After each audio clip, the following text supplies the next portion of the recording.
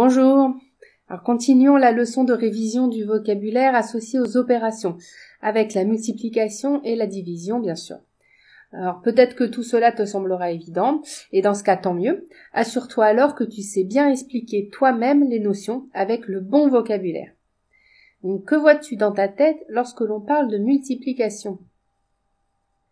Par exemple, si je dis 6 fois 4. 6 fois 4, c'est une quantité de 4 que je répète 6 fois. Donc je peux dessiner 4 que je répète 6 fois. J'ai fait 6 fois la quantité 4. Ou bien tu sais aussi que c'est pareil qu'une quantité de 6 que l'on répète 4 fois. Cette fois-ci, 6 et 4 ne s'appellent pas des termes comme pour l'addition, mais des facteurs. Et le résultat s'appelle le produit. Comme souvent, ces mots viennent du latin. Ici, factor, qui signifie celui qui fait, et producere, qui signifie amener, conduire à. En fait, il voulait dire que ce sont les facteurs qui font, qui fabriquent le produit, qui conduisent au produit, au résultat. Tiens, et puisque l'on parle d'étymologie, tu reconnais dans le mot multiplier les deux mots multi et plier. Tu sais, on utilise multi pour signifier qu'il y a plusieurs choses, comme dans multicolore, pour dire qu'il y a plusieurs couleurs, ou une multitude pour dire une grande quantité. Dans multiplier, on a donc multi, qui veut dire plusieurs, et il y a aussi plier. Ça pourrait paraître étrange. En fait, c'est parce que pour multiplier deux nombres, au Moyen-Âge, on se servait d'une corde que l'on pliait. Par exemple, pour faire 2 fois 3, on pliait la corde suivant un écart de 2 unités 3 fois. En dépliant, on obtenait la longueur résultante du produit. Tu vois comme le faisait le monsieur sur cette vidéo. Maintenant, nous allons multiplier. Déjà, pour expliquer le mot multiplier, ça vient de ce corde-là. Multiplier. Par exemple, 3 fois 2. 1, 2, 3. Fait 6 intervalles divisé par 2, 3. Tous les calculs simples se font avec ces cordes à 13 nœuds. Voilà. Donc à nouveau, assure-toi que c'est clair pour toi que les facteurs sont les quantités à multiplier, le produit est le résultat, et la multiplication est l'action de faire les répétitions. Garde bien ton schéma dans ta tête. Et mets la vidéo sur pause éventuellement pour prendre le temps de vérifier ta mémorisation. Super. Et enfin, nous arrivons à la division. Alors, que vois-tu dans ta tête lorsque l'on parle de division ? Souvent, on imagine partager ou distribuer une quantité en parts égales. Et parfois, il reste quelques éléments en trop qu'on ne sait pas répartir. Ça peut être également couper une quantité en un certain nombre de parts égales. Dessinons-le ensemble.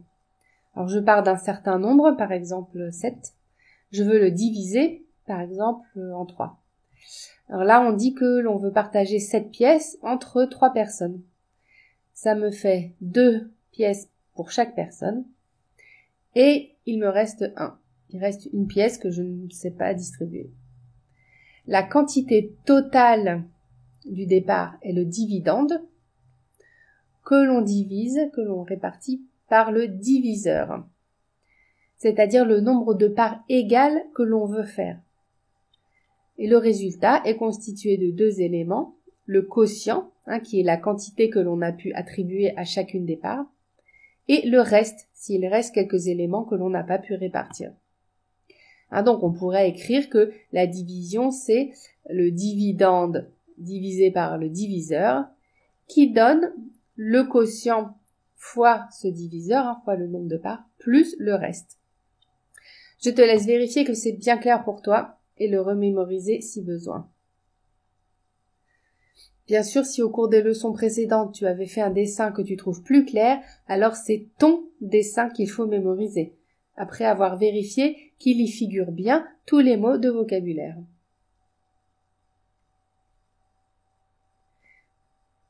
Et tu te souviens que l'on peut aussi représenter la division sous forme de fraction.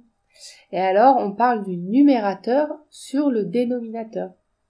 Numérateur vient du latin numerus, qui veut dire nombre, tout simplement. Et dénominateur vient du latin denominare, qui veut dire nommer. C'est parce que c'est le dénominateur qui donne le nom à la fraction. Tu te souviens, par exemple, lorsque la fraction a pour dénominateur 5, on parle de cinquième. Dans 3 sur 5, les éléments que l'on manipule sont des cinquièmes, c'est le nom des portions, car le dénominateur est 5. Donc c'est bien 5, le dénominateur, qui a donné le nom à cette fraction. Profites-en pour t'assurer que tu as bien en tête ces termes aussi. Je te laisse mettre la vidéo sur pause pour compléter ton dessin et ou t'assurer que tu peux bien voir tout cela dans ta tête. Très bien. Donc pour récapituler, lors de la multiplication, je répète un facteur par un autre facteur, ce qui me donne en résultat le produit. Lors d'une division, je divise le dividende par le diviseur pour obtenir le quotient et le reste que je n'ai pas pu diviser. Pour une fraction, on parle du numérateur sur le dénominateur. Très bien. Tu sais ce qu'il te reste à faire, qui est de réviser de temps en temps ce que nous venons de voir. Et dans ce cas, c'est facile, car lorsque tu feras des exercices, il te suffira de vérifier que tu sais bien donner un nom à tous les nombres et symboles de ton calcul. Voilà, amuse-toi bien et à bientôt!